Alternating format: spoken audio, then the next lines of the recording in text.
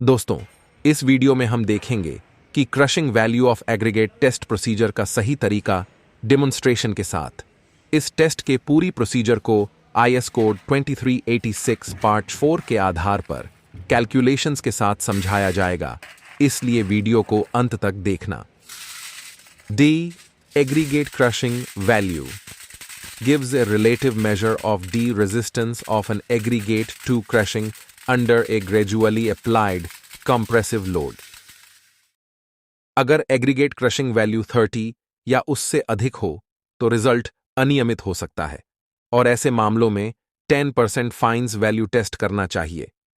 हम 10% fines value test जल्दी ही upload करेंगे, इसलिए चैनल को सब्सक्राइब कर लेना। Standard aggregate crushing test 12.5 millimetre IS sieve से पासिंग और 10 मिलीमीटर आईएस सीव पर रिटेंड एग्रीगेट पर किया जाता है। अगर जरूरत हो या स्टैंडर्ड साइज उपलब्ध न हो तो 25 मिलीमीटर तक के अन्य साइज का भी टेस्ट किया जा सकता है, लेकिन क्योंकि एग्रीगेट्स में असामान्यता होने की वजह से इससे मिलने वाले रिजल्ट्स आईएस स्टैंडर्ड्स के रिजल्ट्स से कंपैरेबल नहीं होंगे। तो चलिए शुरू करते हैं। सबसे पहले टेस्ट के लिए जरूरी apparatus देखते हैं। एक 15 सेंटीमीटर वाला ओपन एंडेड स्टील सिलेंडर जिसमें प्लंजर और बेस प्लेट शामिल है। एक straight metal tamping rod of circular cross section 16 millimetre in diameter और 45 से 60 सेंटीमीटर लॉन्ग जिसका एक एंड गोल है। एक बैलेंस 12.5, 10 और 2.36 मिलीमीटर की आईएस सीव्स।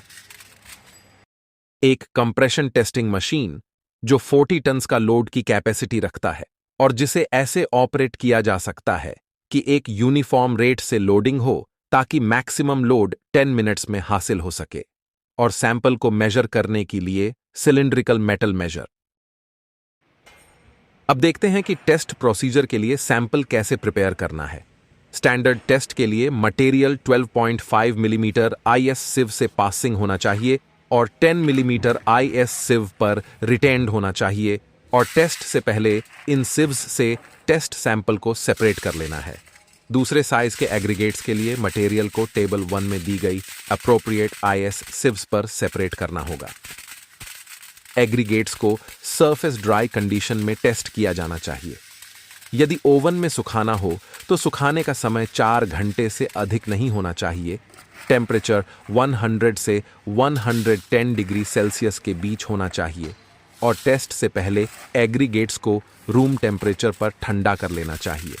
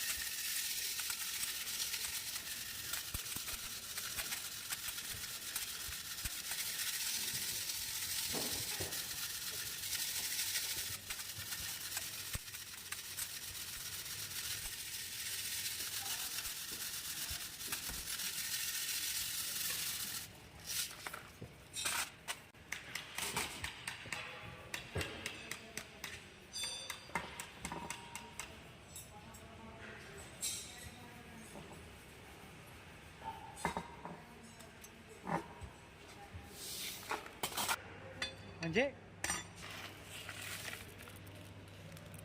टेस्ट सैंपल की सही मात्रा आसानी से निकाली जा सकती है। बस हमें सिलिंड्रिकल मेजर को 3 लेयर्स में बराबर डेप्थ के हिसाब से भरना होगा। हर लेयर को हमें 25 टाइम्स टैंपिंग रॉड के गोल एंड से टैंपिंग करना होगा।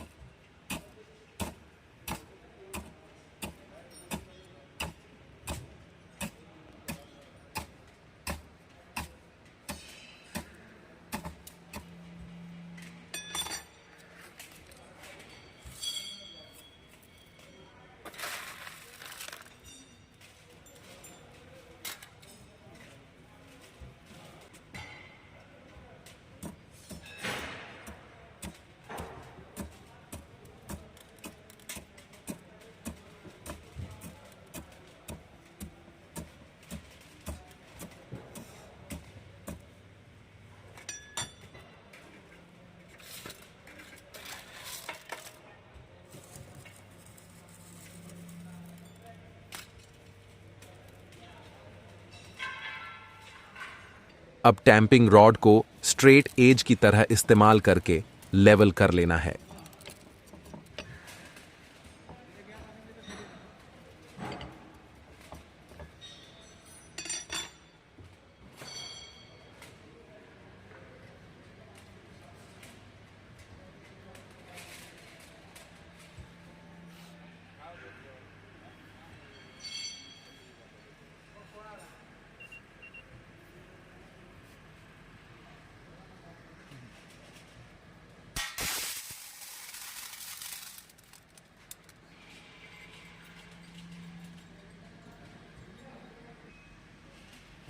फोटो काढा निघाल ना.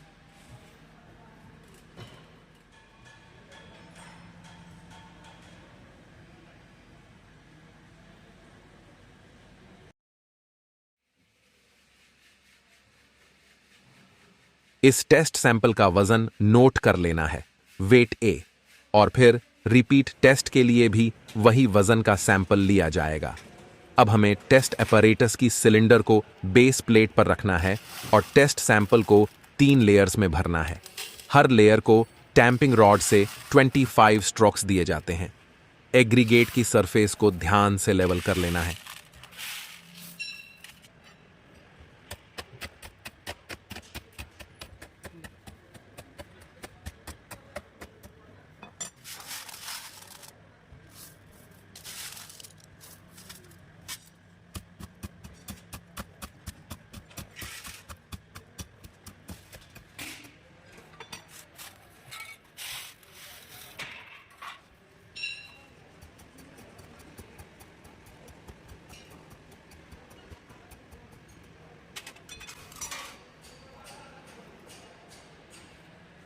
प्लंजर को ऐसे रखा जाता है कि वो सरफेस पर हॉरिजॉन्टल हो।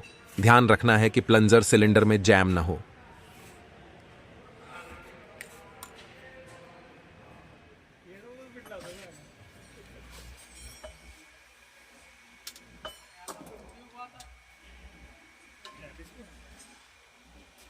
टेस्ट सैंपल और प्लंजर के साथ एपरेटस को कंप्रेशन टेस्ट मशीन की प्लेटेंस के बीच में रखा जाएगा और इसको जितना हो सके उतना यूनिफॉर्म रेट से लोड किया जाएगा ताकि पूरा लोड 10 मिनट्स में पहुंच जाए।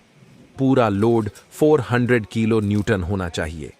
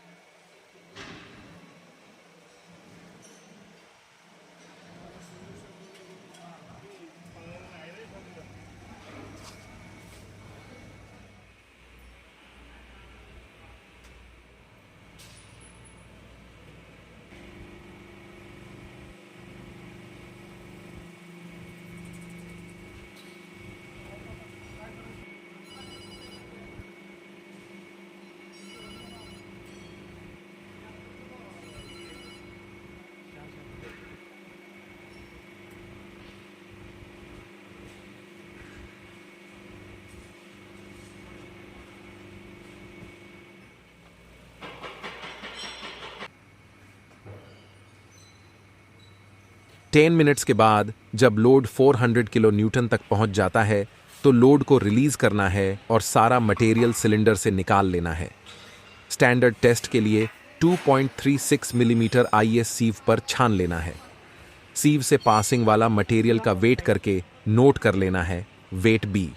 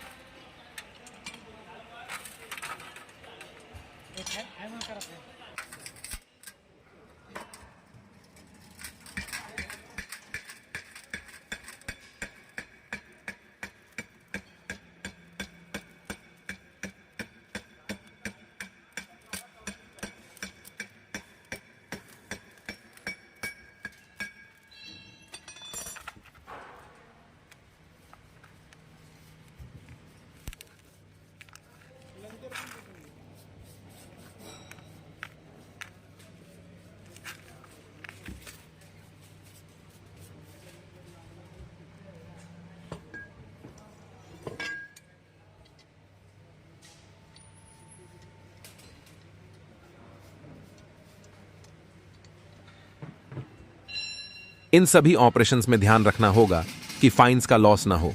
2 टेस्ट्स किए जाएंगे।